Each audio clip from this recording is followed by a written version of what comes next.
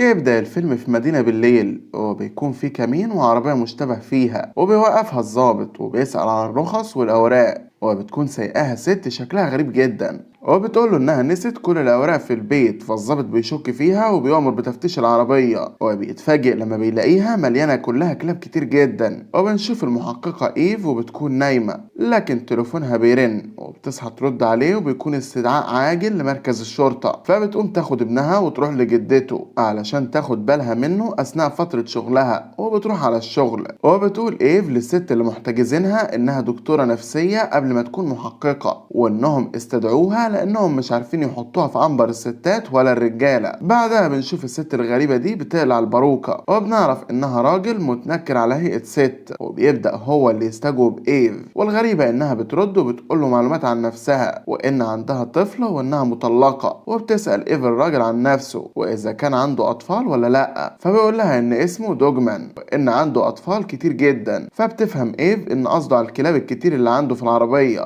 وبتسأله إذا كان بيحب الكلاب أكتر من البشر، فبيقول لها إنه كل ما بيتعرف على البشر أكتر بيثق في الكلاب، وبيعرفها إن مشكلة الكلاب هي ثقتهم السريعة في البشر. وبيبدأ دوجمان يحكي لها قصته في الماضي وبيقول لها إنه كان عايش مع أسرة فقيرة جدا وأبوه كان مربي كلاب كتير جدا وبيمنع عنها الأكل وبيشرسها علشان تدخل في معارك وياخد فلوس من وراها. وبيبان على دوجمان وأمه إنهم زعلانين جدا على الكلاب ونفسهم يأكلوهم، وفعلا بيعملوا كده من ورا الأب.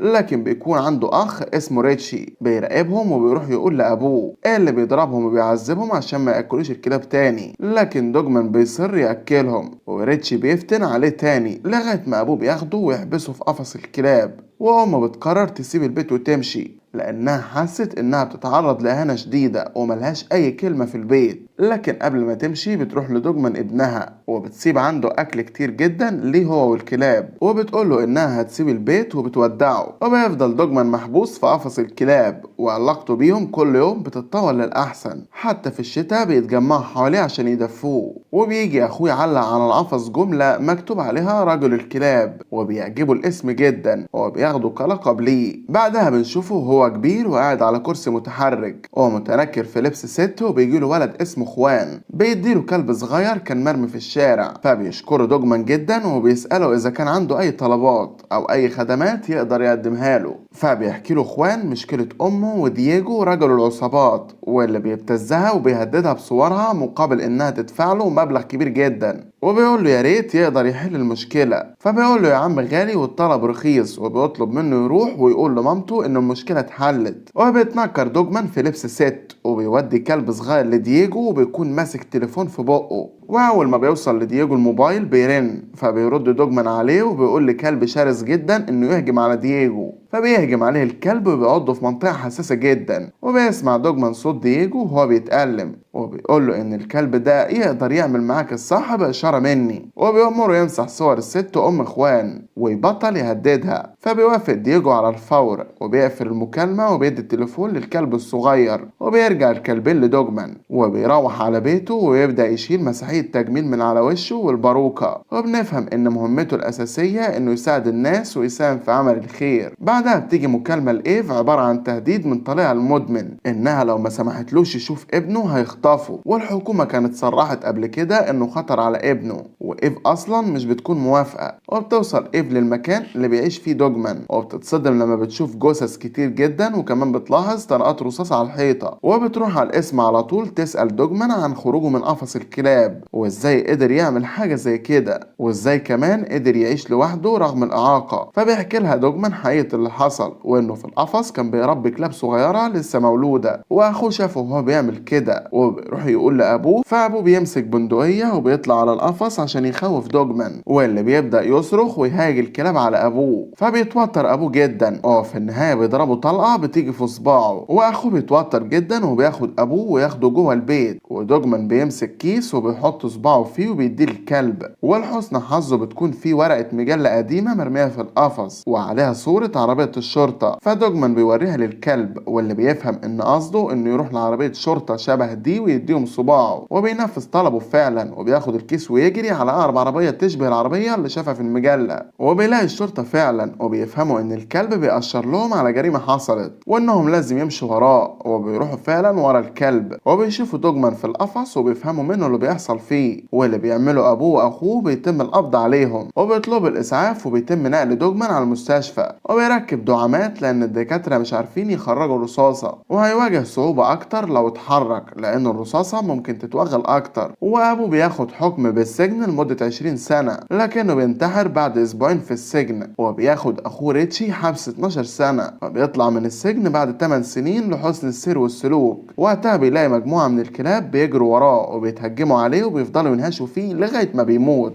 بتكون ايف بتسمع القصة ومتأثرة جدا بكلام دوجمان وبتسأله عن التقارير المرفقة في ملف التعريف بتاعه، وهي اللي بتقوله ان راح لدار رعاية بعد سجن ابوه واخوه. فبيقول لها انها كانت احسن واهم فترة في حياته لان لما كان في الدار كان بيتعامل معاملة كويسة جدا، بس ما كانش عارف يتأقلم مع الناس لانه كان بقاله مدة عايش مع الكلاب، وكمان بسبب اعاقته ما كانش قادر يلعب مع العيال كورة او يجري معاهم. بس كان في واحدة في الدار اسمها سلمى كانت طيبة ولطيفة جدا وحبت دوجمان وكانت بتعلمه يقرا روايات شكسبير، ودايما بتقعد تحكي معاه وبتاخده سلمى في ادوار المسرحيات بتاعتها وبتعلمه ازاي يغير ملامحه بالميك اب لغاية ما بيشوفها مخرج وبيعجب جدا بتمثيلها وبيطلب منها تسافر معاه لبلد تاني. وفعلا بتوافق سلمى على كلام المخرج ده وبتسافر معاه، وبتسيب دوجمان لوحده وبيكتئب جدا بسبب سلمى وبيفضل يقرا الروايات اللي كانت بتجيبها له. وبتتشهر سلمى وبتعمل مسرحيات كتير جدا واسمها بينزل في الجرايد وصورها، ودوجمان بيفضل يتابعها الفترة دي كلها وبيقص صورها واخبارها من الجرايد وبيلزقها في مجلة كبيرة جدا واللي بيكون مجهزها ليها. بعد فترة كبيرة بيشتغل دوجمان مدير لدار رعاية كلاب لأنه نفسه يعيش عمره كله وسط الكلاب، وبيقرر انه يسافر لها ويروح للمسرح. وبيروح فعلا وبياخد المجلة معاه، واول ما بيشوفها في المسرح بيقدم لها المجلة وهي بتفرح بشكل كبير جدا وبتشكر دوجمان وبتقول له ان دي احلى هدية جات لها في حياتها. وبنلاحظ على دوجمان انه بيكون ناوي يعترف لها بحبه ويطلبها للجواز، لكن بيتصدم لما بيشوف المخرج بيقرب منها وبتعرفه انها اتجوزت. فبيحبس دوجمان دموعه وبيعمل نفسه فرحان بالخبر وبيبارك لهم وبيسيبهم وبيمشي. بيرجع الملجأ وهو قلبه بيتقطع من الحزن على سلمى لدرجة انه بيقوم وبيمسك الكرسي بتاعه ويرزعه في الحيطة لان عجزه هو السبب الوحيد اللي خلاه يتأخر في الاعتراف بحبه لسلمى، وبسببه كمان مش قادر يتحب ولا يواجه الحياة. والناس والكلاب اللي حواليه بيفهموا انه حزين وبيتلموا حواليه وبيفضلوا يواسوا فيه بقربهم منه. تاني يوم بيلاقي دوجمان 2 رجالة داخلين عليه وبيكونوا مبعوثين من الحكومة بأمر إخلاء الملجأ لأن ولايته قررت تستخدمه استخدام تاني غير رعاية الكلاب. فبيسألهم دوجمان عن مصير الكلاب فبيطمنوه بيقولوا له انهم هيكونوا بخير والحكومة هتهتم بيهم بطريقتها. فبيتضايق دوجمان وبياخد كلابه وبيفضل يدور على مكان لغاية ما بيلاقي مكان مهجور يحط كلابه فيه، وبينزل يدور على شغل ويروح اكتر من مكان لكنه بيترفض وبرضه مش بييأس وبيدخل جوه حانة وبيتفاجئ برجالة متنكرين في لبس الستات وحاطين ميك اب على وشهم علشان يعملوا عروض مسرحية. وبيفرح جدا دوجمان لانه بيفتكر ايام ما كان بيعمل مسرحيات مع سلمى وبيحس ان الشغلانة دي مناسبة ليه جدا وبيطلب من صاحب الشغل انه يشتغل معاهم لكنه برضه بيرفض بسبب اعاقته. فبيقول له انه يقدر يقف وبيوريه وكل الرجالة بيبدأوا يتحايلوا عليه لحد ما بيوافق لانهم بيحسوا بالعطف عليه وعلى حالته. وفعلا بيوافق الراجل في النهاية وبيكون مرتبه بسيط جدا يا دوب يكفيه هو والكلاب. وبيجي اول يوم شغل واصحابه بيساعدوه بتتفتح ستارة المسرح وبيغني دوجمان بأداء رهيب جدا لدرجة ان كله بيسقف له حتى صاحب الحانة نفسه بينبهر بيه. وبعد ما بيخلص بيجروا عليه اصحابه يلحقوه لانه بيكون واقف مدة طويلة جدا ومش قادر يكمل. وبيستمر شغل دوجمان في الحانة بمرتب ضعيف جدا.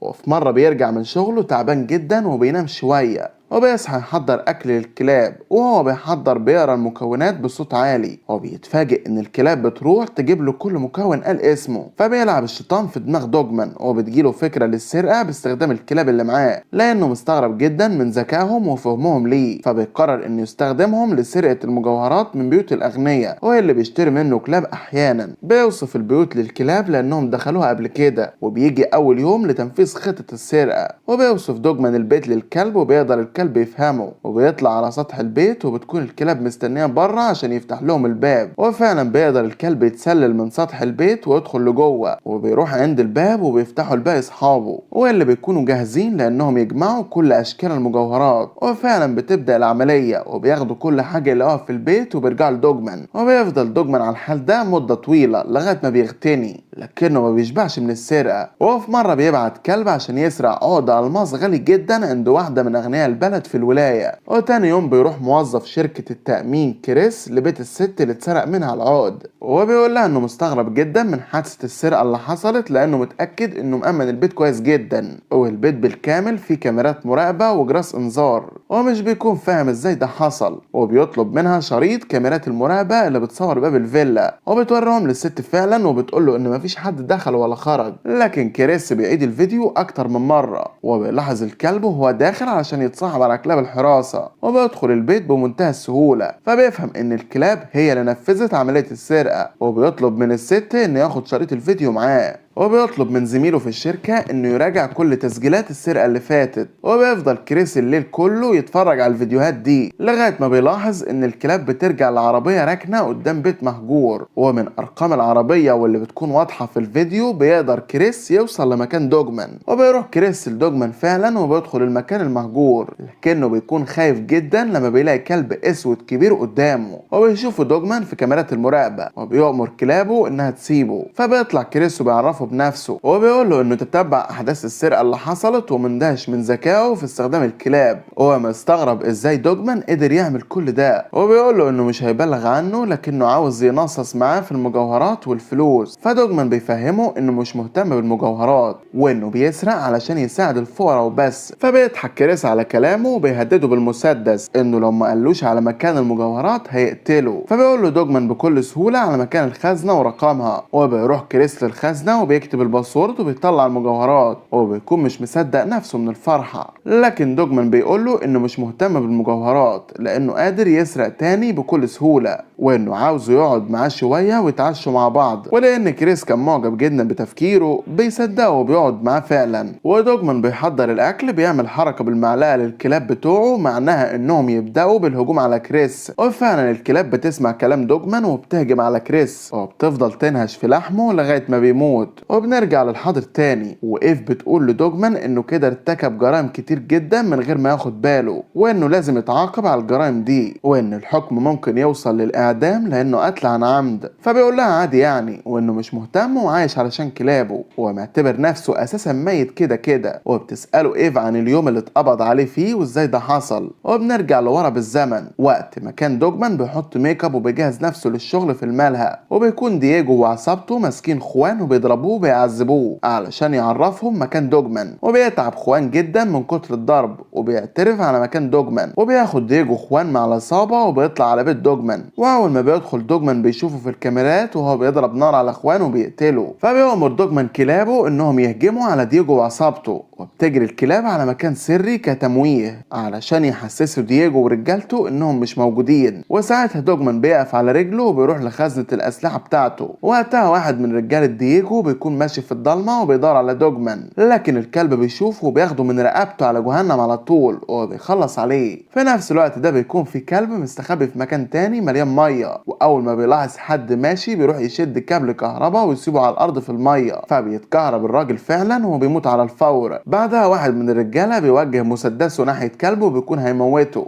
لكن دوجمان بيلاحظه وبيضربه بالسلاح بتاعه وبيموت على الفور. وبسبب صوت ضرب النار بيخاف واحد من رجالة دييجو وبيدخل على أوضة وبيقفل الباب على نفسه، لكنه بيتصدم لما بيبص وراه وبيلاقي عيون بتلمع في الضلمة، وبيفهم انهم كلاب وبيصرخ بصوت عالي جدا لدرجة ان دييجو ورجالته بيخافوا وبيأمنوا على أسلحتهم وهم مرعوبين. في الوقت ده بيكون في كلب بيجري ورا واحد منهم واللي بيقع في حفرة وبيتصاب إصابات شديدة جدا، وبيجي صاحبه علشان يلحقه. فالكلب بيعمل معاه الصح وبيقع ورا صاحبه في الحفرة هو التاني. وفجأة بنشوف دوجمان قدامهم وهو ماسك سلاحه وبيضرب عليهم نار فبيموتوا. لكن في اللحظة دي بيكون دييجو وصل لمكان دوجمان وبيضربه بالمسدس والرصاصة بتيجي في ظهره، فبيزحف دوجمان على اوضته وبيحاول يستنجد بأي كلب، لكن دييجو بيجي وراه ولسه هيضرب نار، فبيلاقي 3 كلاب بيهجموا على دييجو وبيموتوه فورا. لما بيتقبض على دوجمان بيكون الشرطي قلقان جدا على مصير الكلاب دي، لكن دوجمان بيطمنه وبيقول له هم عارفين هم هيروحوا فين كويس، وبإشارة واحدة من دوجمان الكلاب بتسيب العربية وبتجري في الشارع لمكان معين، فبيستغرب الشرطي جدا. وبنرجع للحاضر وإيف بتقول له إنه دي تعتبر من أغرب القضايا اللي حققت فيها قبل كده، فبيبتسم دوجمان وقبل ما بتمشي بتسأله عن سبب صراحته وصدقه معاها، فبيقول لها انه في بينهم حاجة مشتركة وبتسأله باستغراب ايه هي الحاجة دي، فبيقول لها دوجمان وهو حزين ان الاتنين عندهم حاجة بتخليهم يحسوا بالألم، فبتحزن ايف وبتسيب مركز الشرطة وبتمشي. وقتها بيكون في كلب قدام المركز وبيقتحمه بعد ما بتخرج ايف